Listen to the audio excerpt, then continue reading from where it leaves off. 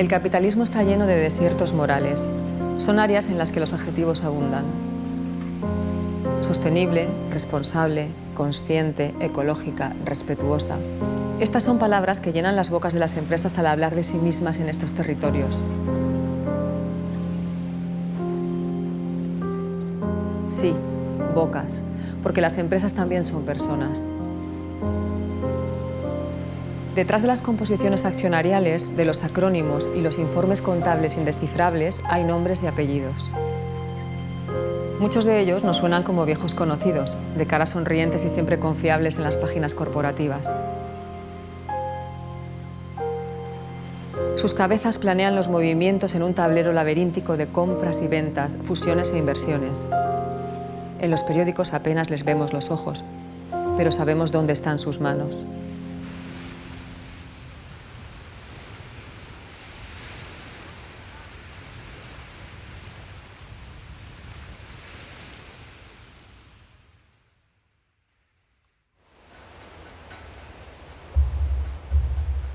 هوك في المناطق يعني بوجدور كمنطقة فيها البحر، يعني البحر مثلي تنقيس ممنوعة عليا نهائيا من طرف السلطات المغربية اللي يعني منين نمرق من دار أهلي نعود قايسة البحر نرتد من دوره والله من الشارع والله شيء يعني ممنوعة من حياتي الطبيعية نمارسها في المناطق المحتلة.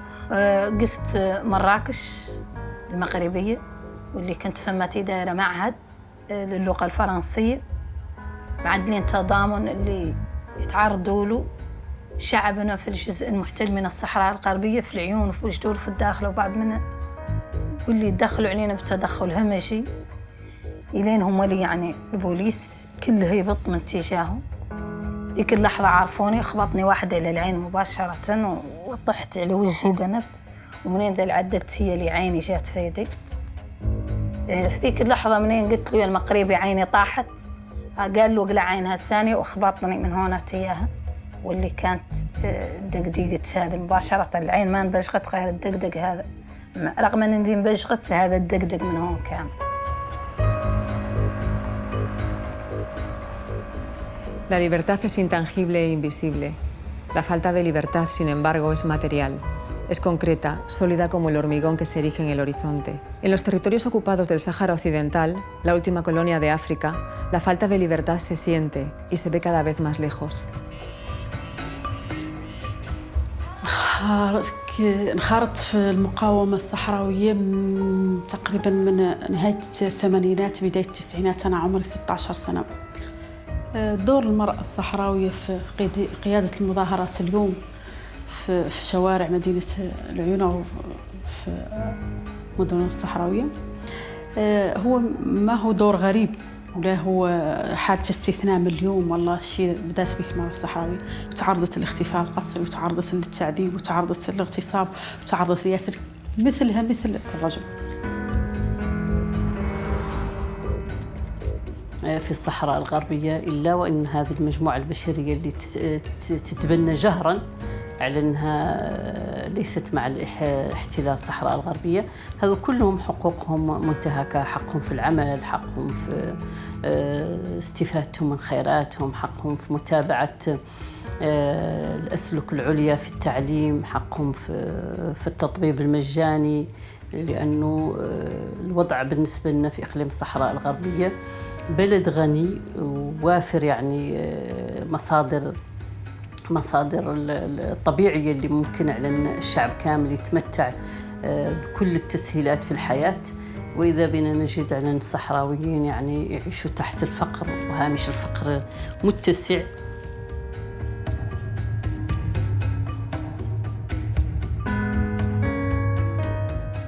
هذاك التهجير اللي أنا عندي 16 سنة بعيدة عن الأهل، بعيدة عن الأرض، بعيدة عن لأني مازلت طفلة ومرتبطة ياسر بأمي.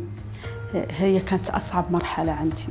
اليوم أنا نفس المعاناة نعانيها، هو مثلا تهجير أب العائلة لمدينة بوجدور وتهجير والسبب في تهجير ولدي الكبير.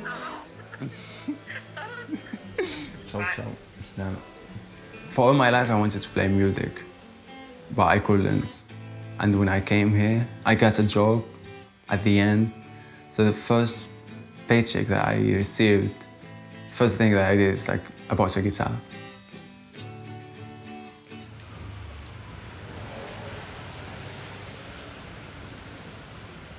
My first memories of the links between my family and resistance is from 2005, when the Intifada has only started, and the manifestations, and my mom always coming back home with injuries. And at the moment, I didn't understand why. It's like, what's happening? And then growing up, little by little, like there's more and more people at our house, like foreign ambassadors, foreign press, foreign human rights defenders. I remember in 2005, my younger brother was 2 months old, and they entered the house looking for my father, and they broke everything. And then my father was kidnapped in the streets. So now we don't know where is it. And that feeling that you are so small that you can't do anything. At that moment, I was breathing, but I wasn't alive. I couldn't go out at sea because I was always stopped by the Moroccan authorities and followed and threatened with violence or prison if my parents don't stop the activities. Only thing that I miss are my family and friends, because there is nothing more to miss. Abandonar no es lo ideal. Te sientes un poco una deuda moral con esta gente que te ha acompañado durante toda la lucha, pero bueno, es lo que hay.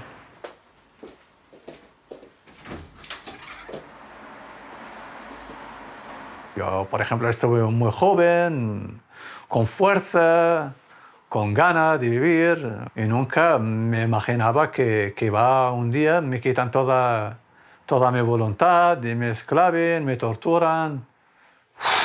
El día a día de un desaparecido, bueno, es un cambio brutal de la vida de un ser humano que nunca y nadie lo puede imaginar. Yo creo que entrar ahí es como morir.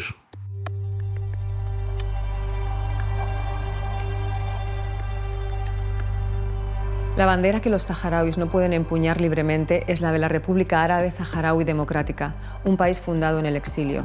¿Cómo empezó todo? España se apoderó del territorio en 1885, tras el reparto de África entre los países europeos durante la Conferencia de Berlín. En el año 1950, el Sáhara Occidental pasó de ser una simple colonia a convertirse en una provincia del Estado español, la número 53. Menos de 10 años después, la Organización de las Naciones Unidas declaró el derecho de todos los pueblos colonizados a la autodeterminación.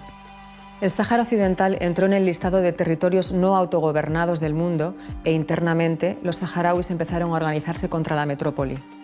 Uno de los líderes del recién creado movimiento nacionalista, Mohamed Basiri, desapareció a manos del Estado español en 1970. Es en este momento que la dictadura franquista da inicio a la explotación de los fosfatos, el recurso natural más importante del territorio, a través de la mina de Fosbucra. Cuando España llega al Sáhara Occidental y decide establecer una colonia suya, lo mismo que en Guinea, no es porque supiera que existiera ningún tipo de recursos naturales. Era una forma de reivindicar que el Imperio Español todavía existía. En realidad, España hizo una colonización en contra de las agujas del reloj de la historia, porque empezó la colonización real cuando se descubrieron las minas de fosfato. La fractura entre saharauis y el Estado español se profundiza. En 1973 se crea el Frente Polisario con el objetivo de luchar contra el poder colonial y garantizar la independencia. España se mueve para organizar un referéndum y Marruecos, que nunca claudicó de su proyecto expansionista, ve en este movimiento español una oportunidad. Antes de que los saharauis pudieran votar, Marruecos y Mauritania reivindican su soberanía sobre el territorio ante la Corte Internacional de Justicia de La Haya, que al fin dice lo obvio, que el Sáhara es de los saharauis y nadie más. El Polisario en este momento ya era reconocido por la ONU como el único representante del pueblo. En lugar de hacer retroceder a Marruecos, la decisión de La Haya precipitó la invasión. El 26 de octubre de 1975, una columna civil militar marroquí cruzó la frontera saharaui. España, en lugar de reaccionar, decidió dejar el futuro del territorio en las manos de Marruecos y Mauritania a través de los llamados Acuerdos de Madrid. Eran los últimos días del franquismo. Para que hubiese sido de verdad un acuerdo o un tratado, tenía que haber sido publicado en el Boletín Oficial del Estado. Y la Declaración de Principios nunca fue publicada en el Boletín Oficial del Estado. No es que España diga le dejo el Sáhara a Marruecos o se lo dejo a Mauritania, no. Es que va a compartir la administración. Y lo que vamos a hacer aquí es entre los tres resolver el asunto con la consulta. La Audiencia Nacional ha dicho y ha establecido en 3 autos que España sigue siendo la potencia administradora del territorio. Entonces ya no es que haya una responsabilidad moral por el daño causado por haber abandonado al pueblo saharaui. No, tiene responsabilidad jurídica. Es en este momento que entra en escena el entonces príncipe Juan Carlos, que da una vuelta de 180 grados y deja desconcertadas a las tropas españolas en el Sáhara. Algunos incluso desertan para luchar al lado de los saharauis. Está muy claro que para los marroquíes el papel del príncipe no era el mismo que el de Franco. Y de hecho, mientras el príncipe viaja a Layún, suelta un discurso ante el ejército en el que dice que España siempre defenderá al pueblo saharaui, sabiendo, como sabía ya, que las tropas marroquíes habían entrado y que el Frente Polisario había tenido que ponerse a luchar ante la pasividad del ejército español que tenía que haber defendido a los saharauis.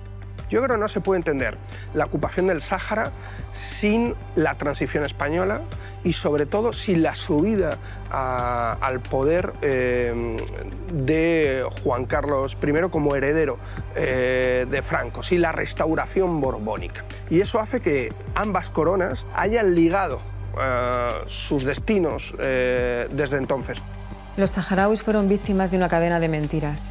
El día 26 de febrero de 1976, España arrió su bandera en el territorio. Refugiados en Argelia y resistiendo contra su nuevo ocupante, los saharauis proclaman la República Árabe Saharaui Democrática. La guerra es larga y difícil, y Marruecos, a pesar del fuerte apoyo que recibe de las potencias occidentales, sobre todo de Francia, no consigue derrotar a los saharauis. En los años 80, el rey Hassan II construye en el medio del desierto un muro de 2.200 kilómetros que divide el territorio en dos hasta el día de hoy. Al final de los años 80 se alcanza un acuerdo de alto el fuego y se abre camino para la negociación de un referéndum.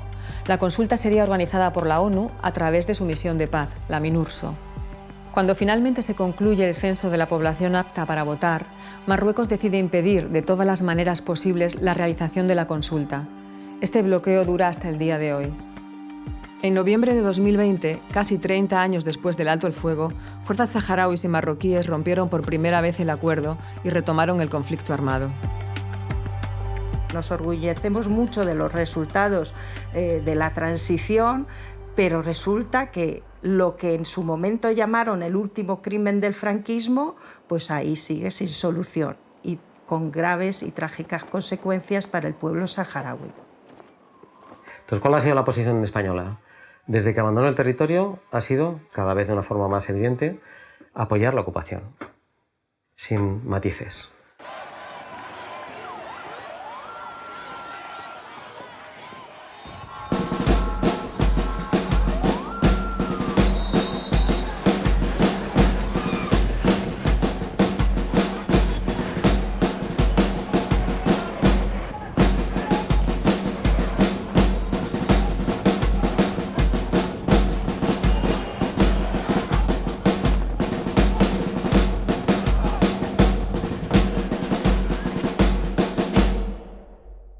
Para entender qué es necesario para la ocupación, yo creo que es fundamental entender que el Sáhara Occidental es una región muy rica en recursos naturales.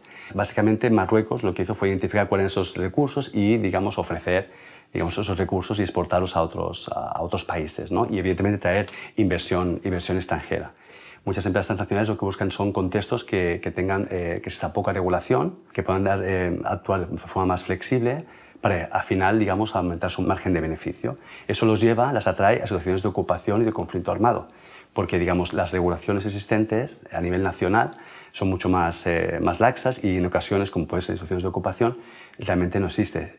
España es el principal inversor en Marruecos dentro de lo que son los actores europeos. 16, me parece, son alrededor de la mitad de las empresas tienen negocios en Marruecos, del IBEX 35.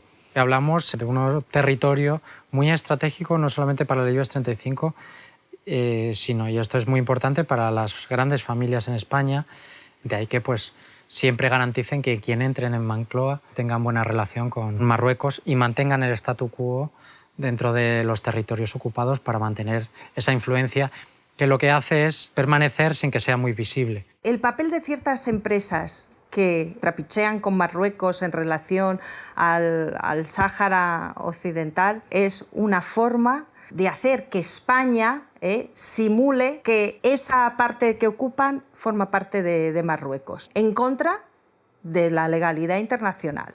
Y España lo sabe y luego hace un doble juego. Marruecos es uno de los principales socios comerciales de España fuera de la Unión Europea. Las exportaciones al reino suponen el 45% de todo lo que las empresas españolas venden al continente africano. Para el rey Mohamed VI no podría haber mejor acuerdo. Además de las ganancias económicas, la presencia de marcas extranjeras ayuda a normalizar y refrendar la ocupación. En algunos casos, más que explotar, las empresas españolas viabilizan la colonización al proveer de lo esencial, la energía. Es el caso de la vasca Siemens Gamesa, que es parte central de un proyecto del reino que asciende a 2,8 mil millones de euros para la construcción de 5 grandes parques eólicos. 2 de ellos están en los territorios ocupados. Su contribución básicamente es la aportación de la tecnología, grandes turbinas para el mantenimiento de esa infraestructura. Las energías renovables ya se han utilizado anteriormente para alimentar también otros proyectos extractivistas. El viento que gira estas turbinas de Siemens, instaladas en Foam Elowatt, genera el 99% de la energía que abastece la mina de Fosbucra, hoy operada por la empresa palaciega de fosfatos OCP. Ahora estamos entrando en una nueva fase donde las energías renovables, vendidas como energías verdes, como proyectos que tienen un impacto social, económico, medioambiental positivo, son utilizadas para avanzar proyectos extractivistas que siguen teniendo un impacto en derechos humanos muy importantes. Desde la guerra y sobre todo a partir de los acuerdos de paz, Marruecos impulsa el asentamiento de población marroquí en territorios saharauis. Esta práctica, prohibida por las convenciones de Ginebra sobre derecho internacional humanitario, solo es posible en la medida en que se ofrece trabajo, recursos y energía para el mantenimiento y la reproducción de la vida, y todo esto depende del petróleo. Sin combustible, hoy no funciona ninguna sociedad. Marruecos no tiene ninguna capacidad de refino. Por tanto, tiene que importar el petróleo y lo importa de España. No es difícil comprobarlo. Barcos cargados con petróleo y derivados parten de manera regular desde puertos como Algeciras, Cartagena, Huelva o Tarragona para abastecer la ocupación. En España hay 2 grandes grupos petroleros que están contribuyendo directamente al sostenimiento de la ocupación. Son Cepsa y Repsol. Cepsa suministra derivados de hidrocarburos porque no solo son combustibles, también hay que hablar de aceites y de otros productos, ¿no?, derivados del petróleo. Desde finales de 2019, Cepsa abrió docenas de estaciones de servicio en asociación con la Derhem Holding, empresa del saharaui Hassan Derhem, un conocido exdiputado socialista en Marruecos que hizo fortunas con la ocupación. El Enriquilí es el barco que con más frecuencia une Algeciras o Huelva con Dakhla y El Aaiún, ¿no? Algeciras y Huelva cuando el suministrador es Cepsa, Escombreras cuando el suministrador es Repsol. En el caso de Tarragona, la peculiaridad que tiene es que en él está establecida una refinería de asfaltos y bitúmenes. La propietaria nominal de esa refinería es Acesa, pero si entramos en la composición del capital de Acesa descubrimos que un 50% es de Repsol y otro 50% es de Cepsa. Son sus únicos clientes además. Si Cepsa y Repsol cesaran en su actividad de suministro de combustible al Sáhara Occidental ocupado, la ocupación no se podría sostener.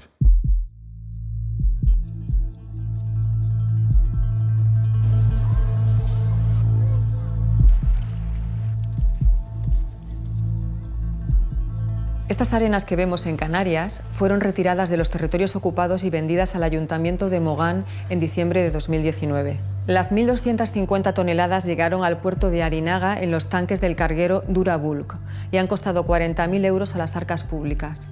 Desde el Aaiún siguió un itinerario directo sin escalas hacia el puerto de Arinaga, donde descargaron la arena, y la empresa de transportes y excavaciones Benal fue la que cogió la arena en sus vehículos, la llevó directamente a la playa de Mogán, donde la depositaron. Llamamos y les preguntamos, ¿esta arena de dónde sale? ¿Cuál es su origen? Y dijeron, no podemos hablar de eso, habla con el ayuntamiento. Hablamos con el ayuntamiento, habla con el cabildo. Entonces era como ir saltando de un sitio a otro, hasta que el cabildo nos dijo, cumple con todos los requisitos medioambientales, y lo hemos hecho cumpliendo todos los protocolos. Entonces se quedó ahí el tema y ahí está la arena. Sabemos en Canarias que cuando llegan barcos cargados de arena que luego sirven para regenerar playas canarias o para la actividad de la construcción, la arena esa viene del Sáhara Occidental y además en el propio control aduanero viene del Sáhara Occidental.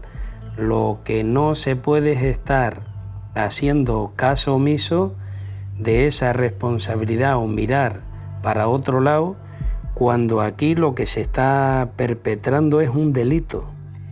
El tráfico de las doradas arenas saharauis para satisfacer ilusiones en el mercado turístico español se remonta a los años 50 y permanece vívido en playas del archipiélago como Las Teresitas, El Camisón, El Tauro y La Lajilla.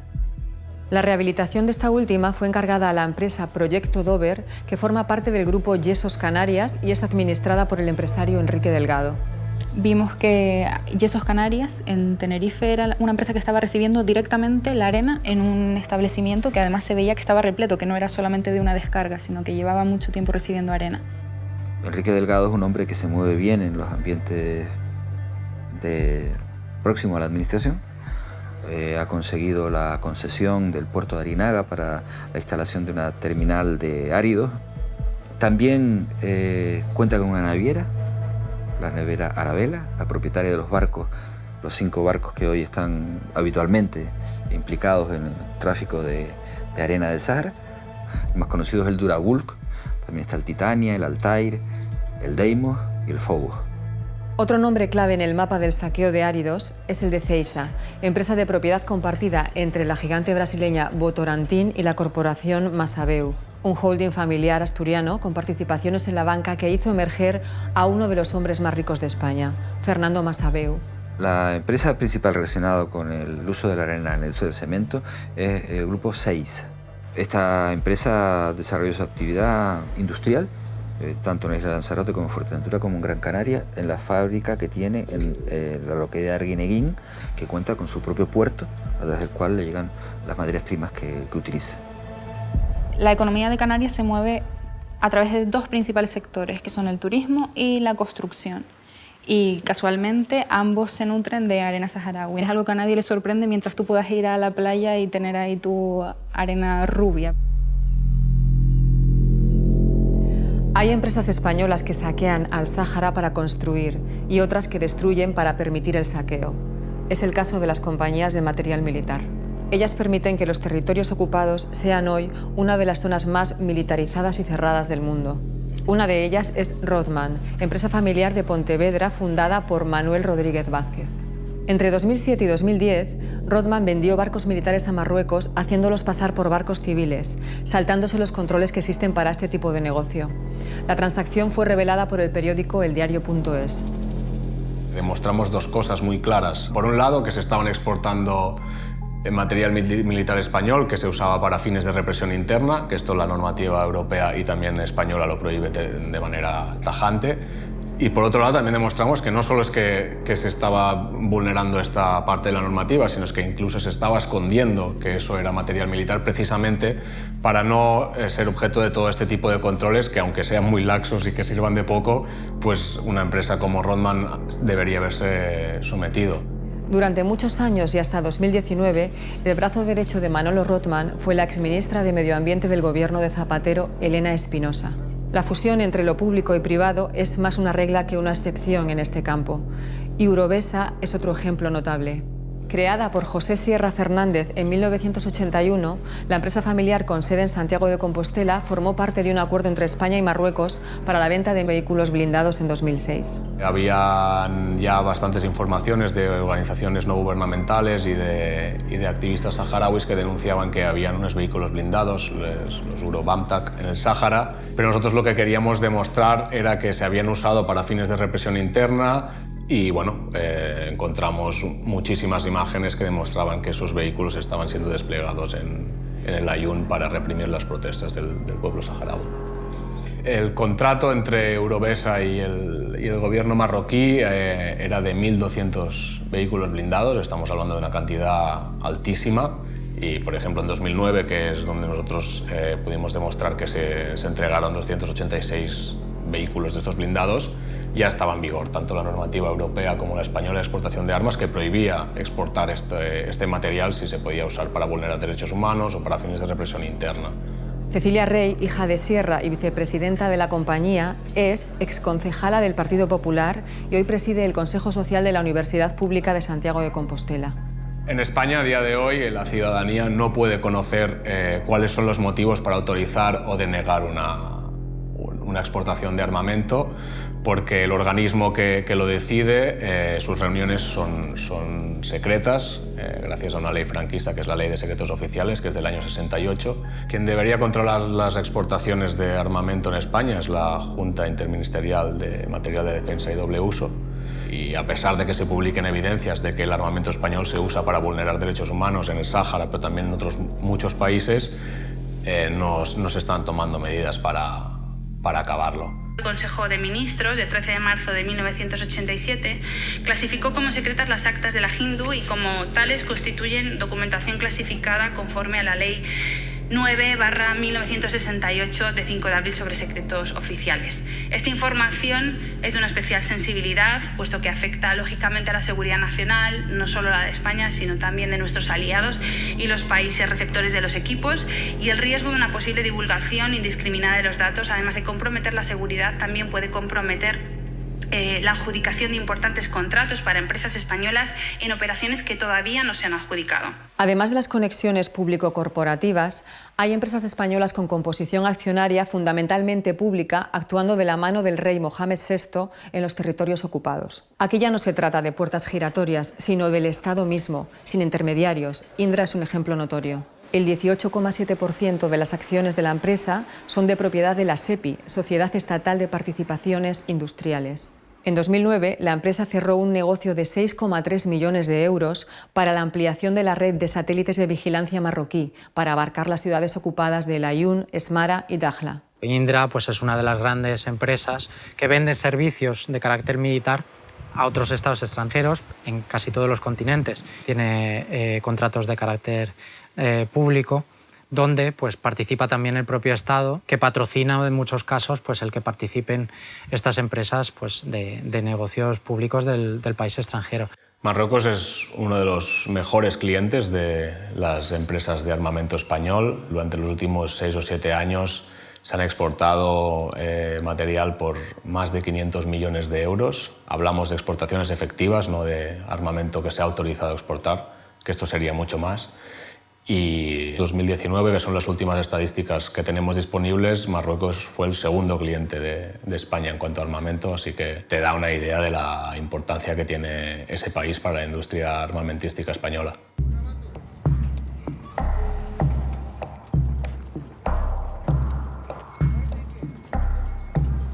Toda la tecnología militar que España pueda vender a Marruecos se queda corta al lado de la importancia política de otro sector clave para la ocupación del Sáhara Occidental: la pesca. Marruecos es el primer exportador de pescado a España. Son más de 100.000 toneladas al año y la mitad es de pulpo. Ahí, además de los barcos con banderas de otras nacionalidades, faenan alrededor de 90 pesqueros españoles, procedentes de los puertos de Cádiz, Canarias y Galicia. El 65% de la captura de sardina que se realiza se hace en el Sáhara Occidental, en las costas del Aaiún, mientras que la gran mayoría del pulpo que se pesca, el 95%, sería en el sur del Sáhara Occidental, en Dakhla. Esa captura representa, con datos que tenemos 2015-2016, representa 1.600 millones de euros anualmente.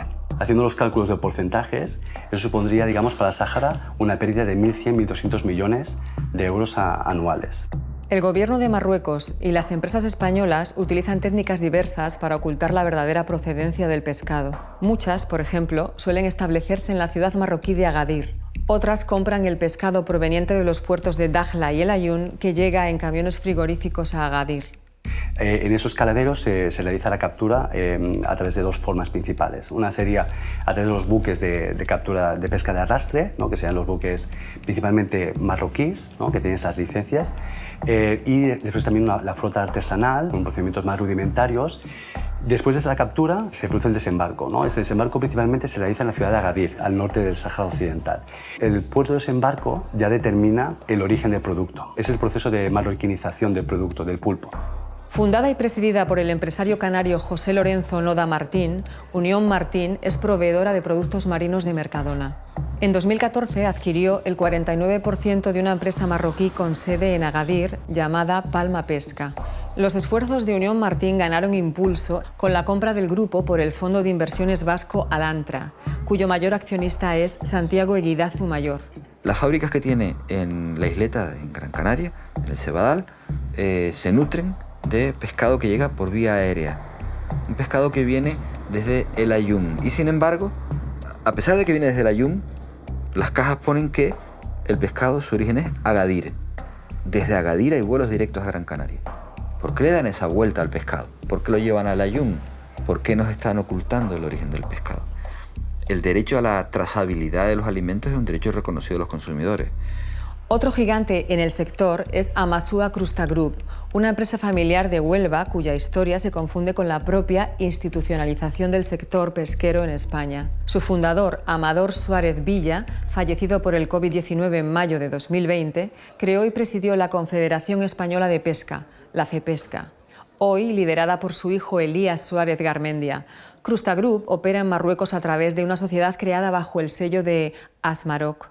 Amador Suárez es una de las personas que más se ha beneficiado, digamos, del sector de la pesca, pero es que además también fue el presidente de CEPESCA, que actuó como lobby para defender los derechos del sector pesquero español, digamos, ante la Unión Europea, pero también en el marco de las relaciones con Marruecos.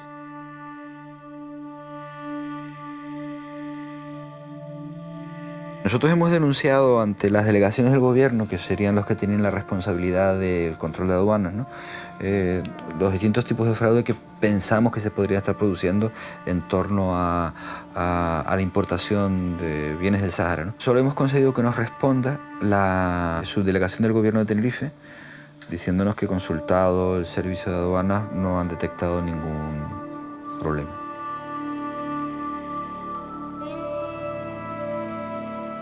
O sea que todo está bien.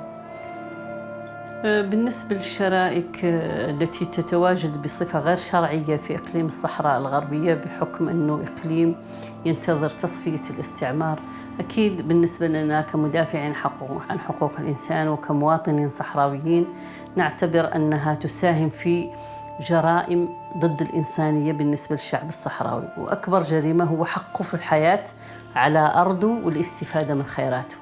Las empresas están violando el derecho internacional exactamente igual que los estados.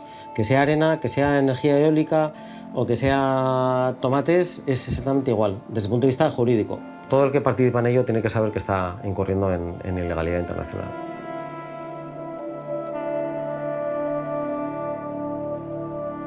En 2012, el Frente Polisario recurrió al Tribunal de Justicia de la Unión Europea para denunciar los acuerdos comerciales de pesca y agricultura con Marruecos aprobados por las instituciones europeas.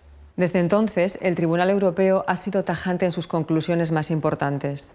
1. Los acuerdos de la Unión Europea con Marruecos no pueden incluir al Sáhara Occidental. 2. El Sáhara Occidental no está bajo la soberanía de Marruecos.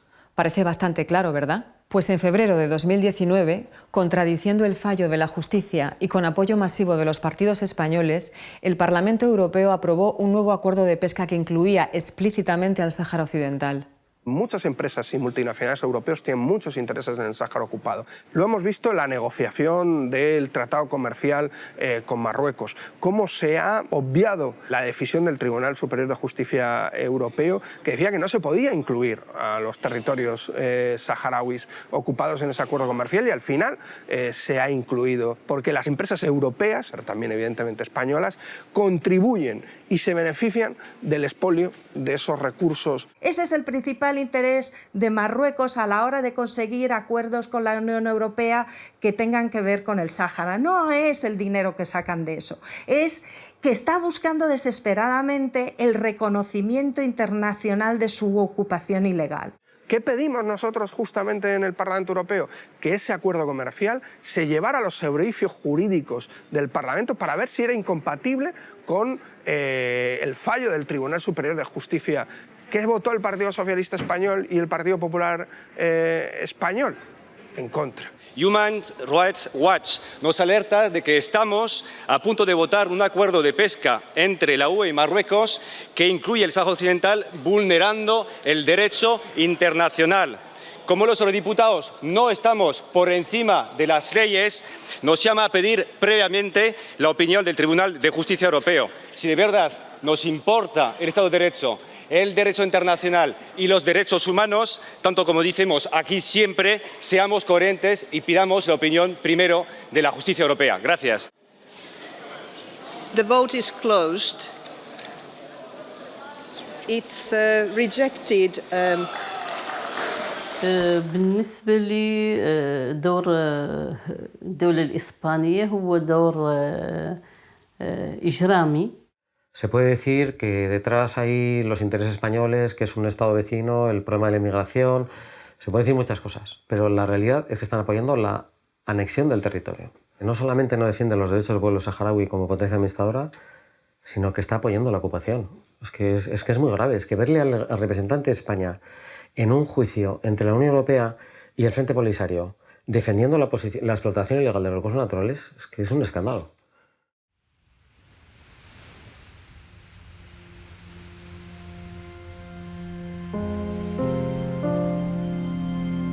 Los que escribieron las líneas injustas de la historia saharaui son los que siguen arrebatando el derecho de su pueblo a soñar el futuro.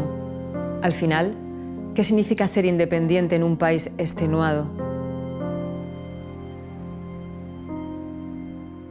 Nos duele porque hay una diferencia, que te corta una cosa porque él necesita o porque te roba. Pero te roba y te roba para matarte, es un doble dolor, ¿no? Sí. Hay un camino que nunca entendí que parte desde el sufragio hasta los gobiernos, ¿no? La gente que sufragia apoya la causa saharaui, pero no vale con una ayuda de cooperación internacional, sino poner las cartas sobre la mesa en la solución del problema. Y eso parte de decir simplemente que estamos siendo invadidos. For the Spanish government and the Spanish companies, I don't really have anything to say because they're not stupid. They know about the situation. They know about everything that's happening, but they don't care. The most important thing for them is profit, and how they get it, it's not important. So there's nothing that I can say or do that would change their mind because they already know.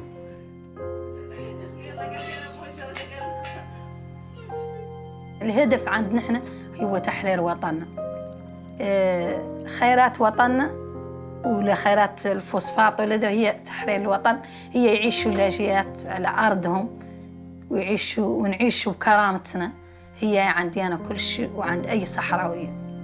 No puedo ir a ningún otro lugar porque mis padres dieron un juramento al que yo también me someto, que es el de estar con los nuestros hasta morir, sea en los campamentos o sea en los territorios ocupados, pero me gustaría que mis hijas se bañasen en ese océano Atlántico, libres y con aspiración a tener un futuro que no sea el de ciudadana refugiada. Ese es mi temor, morir sin ver a mis hijas bañarse en ese mar, ¿no?